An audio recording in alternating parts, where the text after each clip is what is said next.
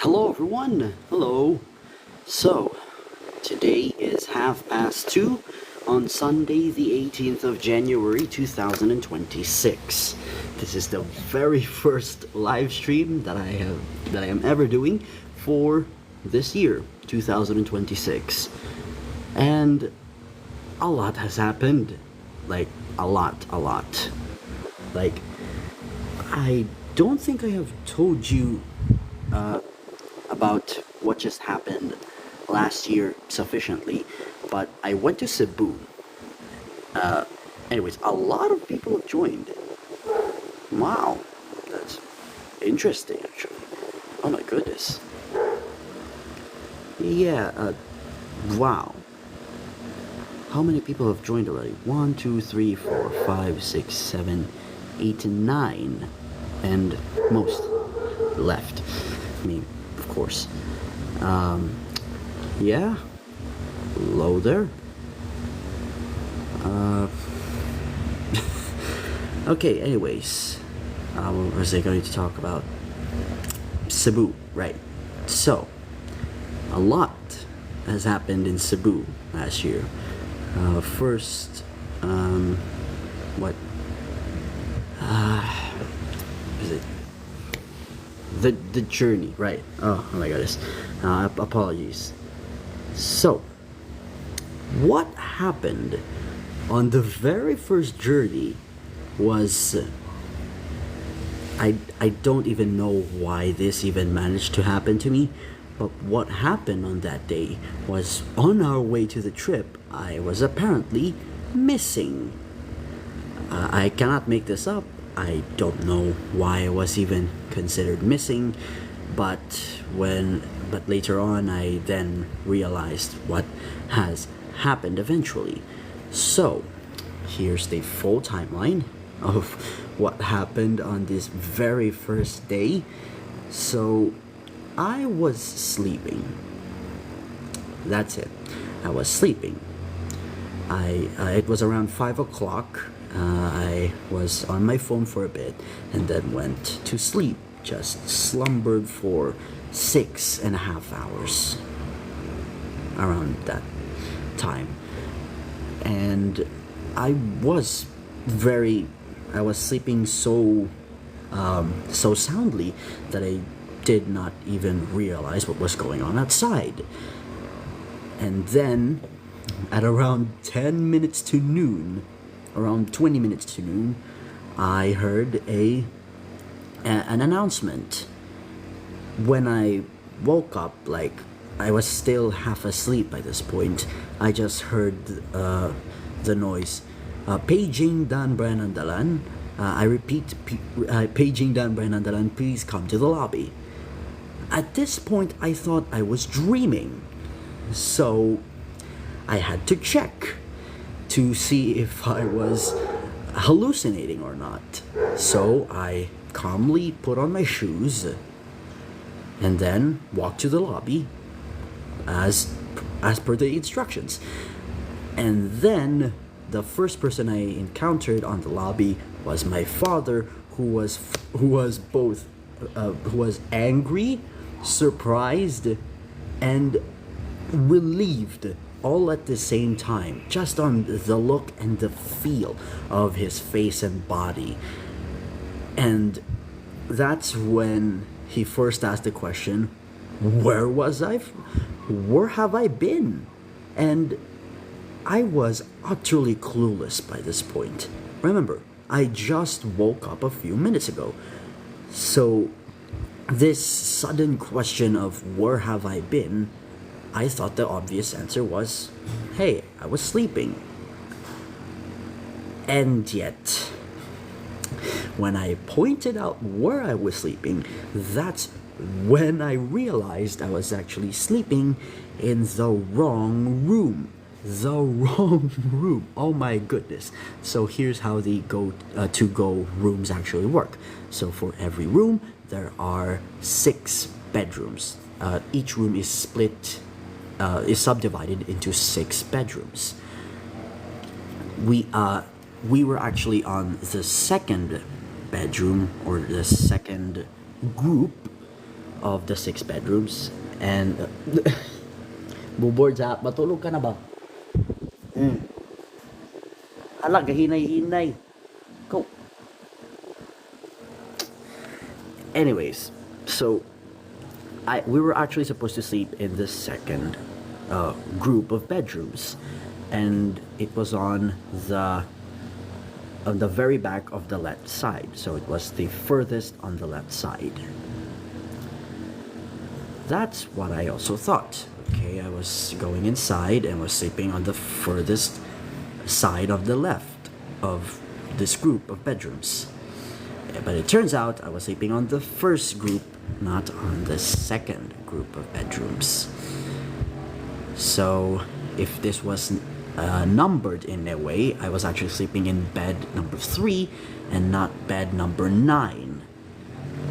And that's when I think chaos ensued. While I was sleeping, it was chaotic. It was just utter chaos. So I was just sleeping so soundly, and even when I woke up,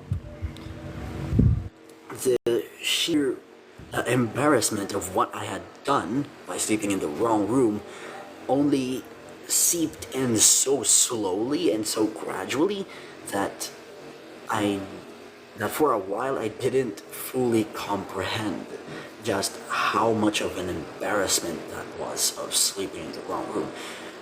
And in my defense, I didn't, and no one actually woke me up.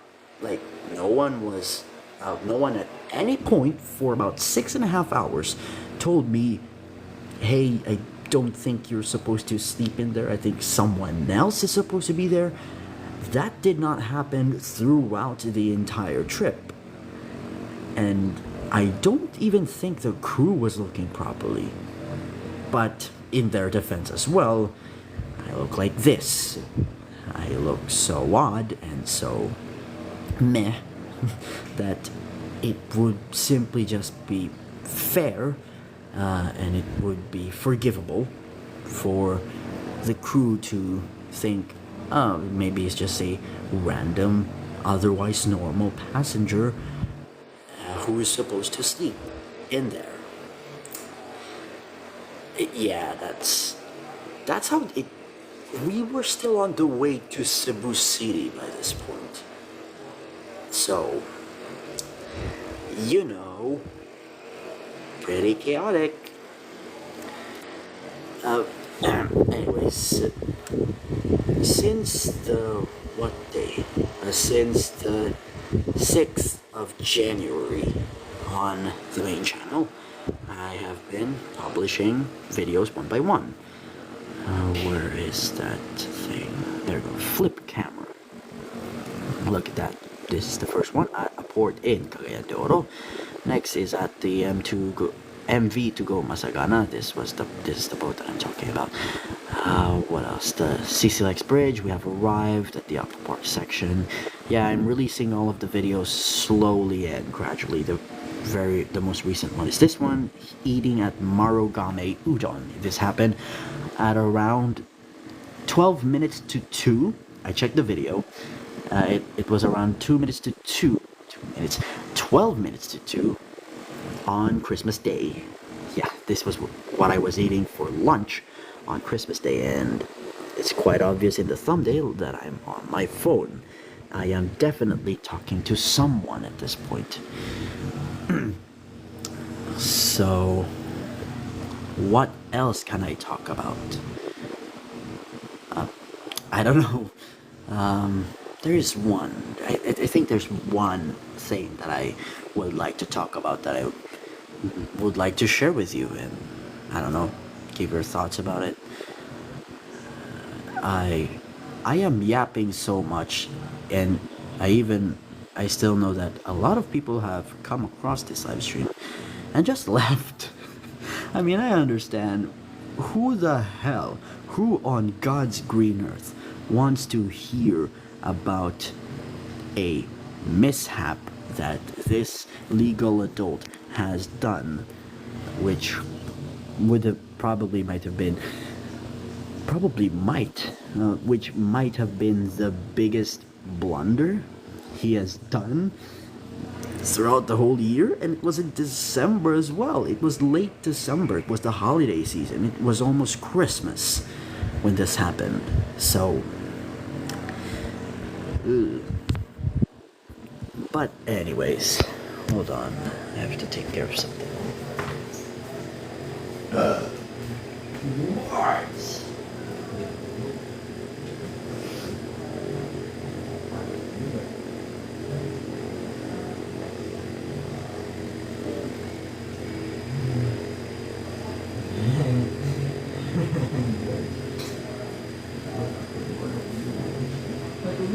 What?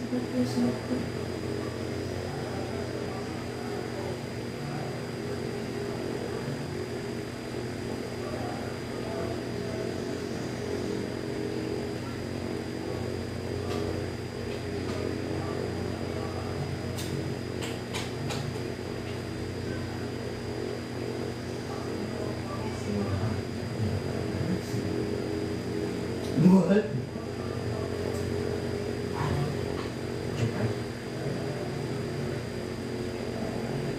Ten.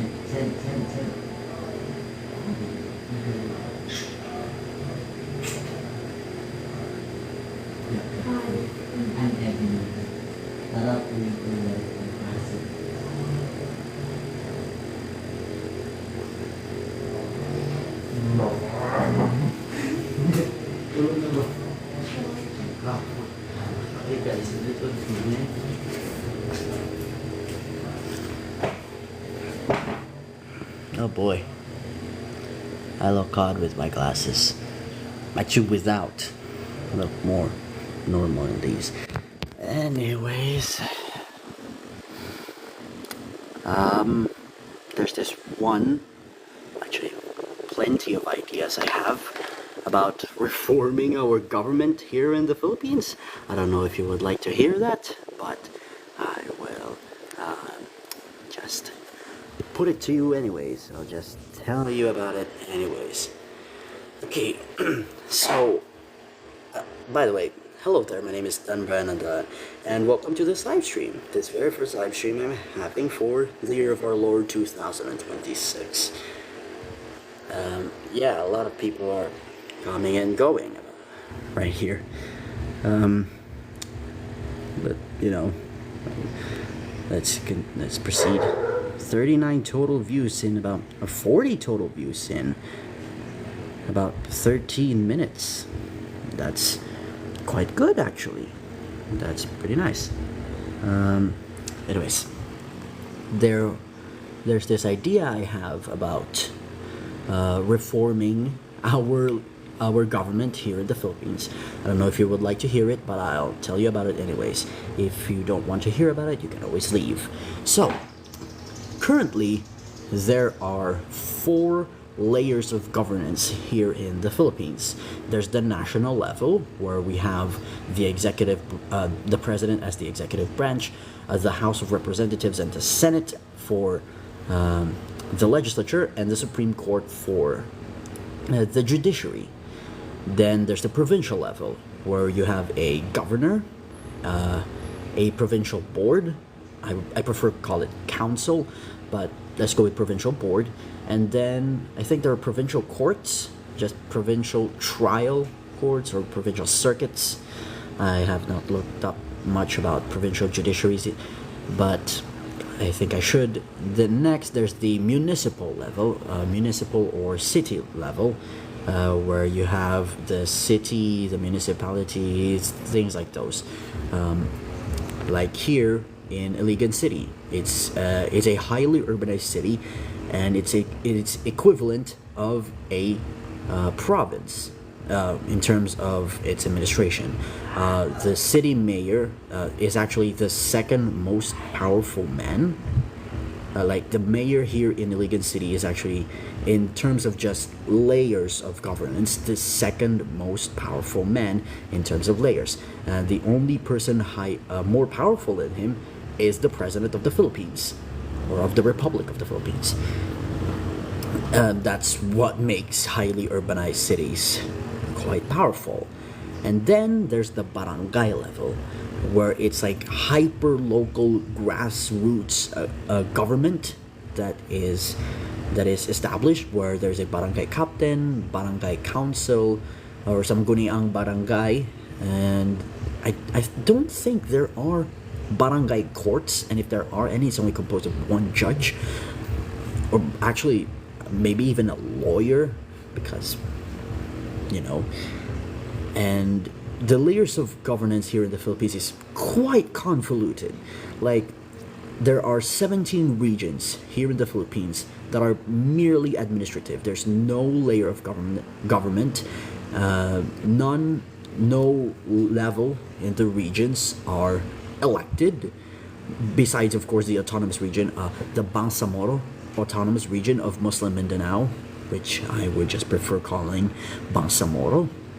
And even then, the Bangsamoro government is parliamentary, which means they don't even elect the head of government directly. They are elected by the Bangsamoro Parliament, and it's called a chief minister. So, very convoluted. And for this reform that I have, the 4 layers now become 6. Yes, 6. Why did I think it was 6? I'm merely just thinking about, the single year of a presidential term, which is 6 years, and I would like for this nation to have elections every single year. It's not too infrequent that we lose knowledge or we lose the retention of democracy, but it's not too frequent either that we get so fatigued so easily. But yeah, I have thought about 6 layers of government here in the Philippines. The first one is the national level. Of course, we still get to keep all of the positions in the national level, but for this reform, the president and vice president are still separately elected, but it is now via ranked choice voting, where you have to rank all of your candidates, and to count those ballots,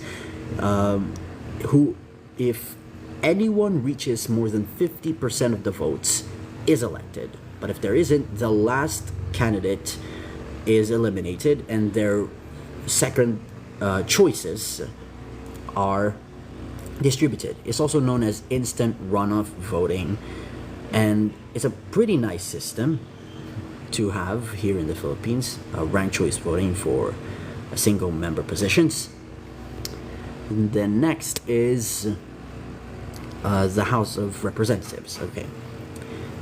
For the executive, the president and vice president are still separately elected, but now they're elected via ranked choice. I'm bored. And 2 people are still watching. There's always one. There's always between 1 and 2 watching here. Next, this next layer is going to be a new one. The 18 administrative regions all will have layers of government. All will have an executive, a legislature, and a judiciary. So, for the 17 remaining regions who will now have government, their executive and their chief executive and their vice executive or vice chief executive are still directly and separately elected, still via ranked choice voting. Their titles will be known as premiers and vice premiers, like here in Iligan City, the region it's part of is called Northern Mindanao. If there was a chief executive of Northern Mindanao, he would be called the Premier of Northern Mindanao, and the Vice Premier would be called the Vice Premier of Northern Mindanao. Next, the legislature. Like the national level, all or 17 of the 18 regional legislatures are bicameral, meaning there are two chambers. First would be, let's just keep the regional House of Representatives, or the regional House, however you wish to call it. But yes, the regional House of Representatives. So like here, it would be the Northern Mindanao House of Representatives, the Calabarzon House of Representatives, the Mimaropa House of Representatives, you know, those kinds of things. They would... Hold on, I don't think I have explained the national legislature yet. Hold on. Let's backtrack. I've already explained the national and regional executives. Now let's go to the national legislature. The House of Representatives will now be proportionally elected, and I came up with the idea of four members per one district for every 1 million people residing in it, to make sure that each representative represents around 250,000 people. That's the number that's been laid out in the Constitution, so that's what I'm basing it on. Yes, it's actually been laid out in the Constitution that every single district in the House of Representatives should have around 250,000 people, since we currently have single member districts, one for every 250,000 is why I came up with 4 members for every 1 million. And then for each of those districts, they will be elected via single transferable vote.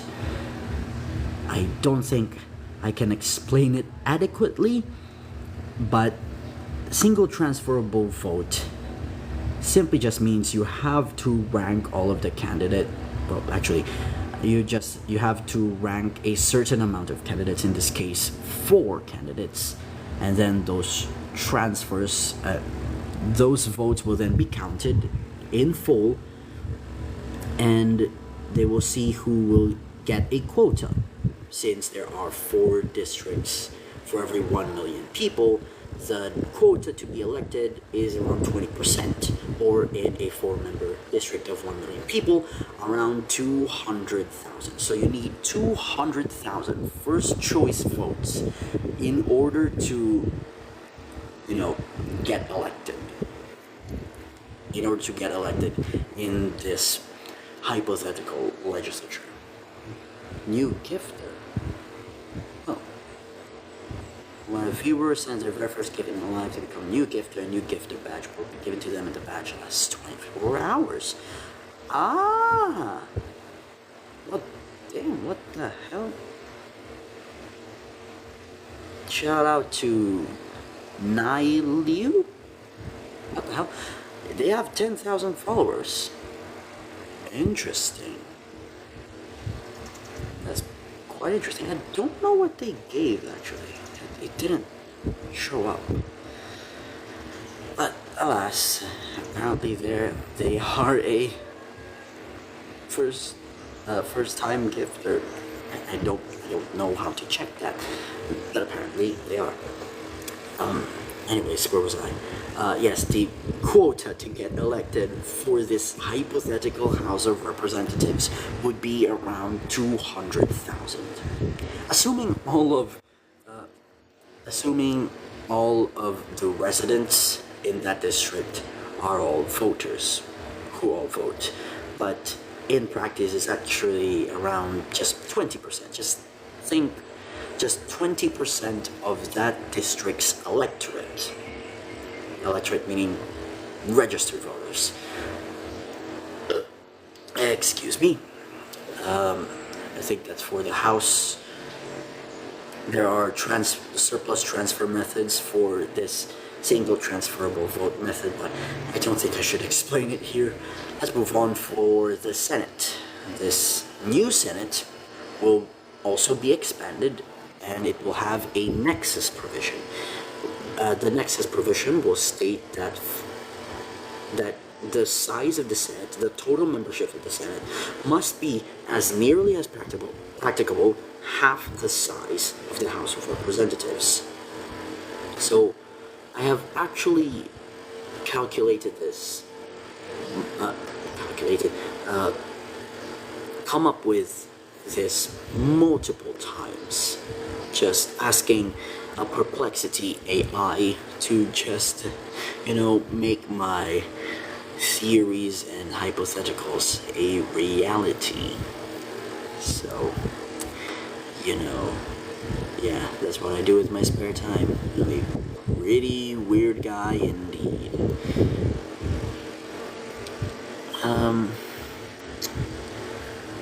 Yeah.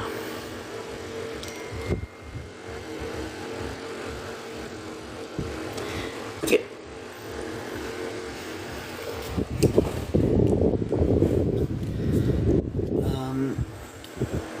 Where was I? The Senate.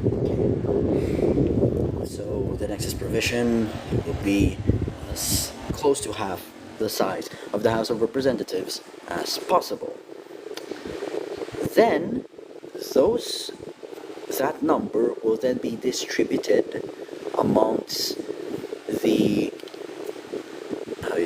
amongst the regions, the 18 regions, where every region will have 10, at least 10 senators, which would, okay, hold up, for 4 members per district with 1 million people per district, that would give us 440 representatives.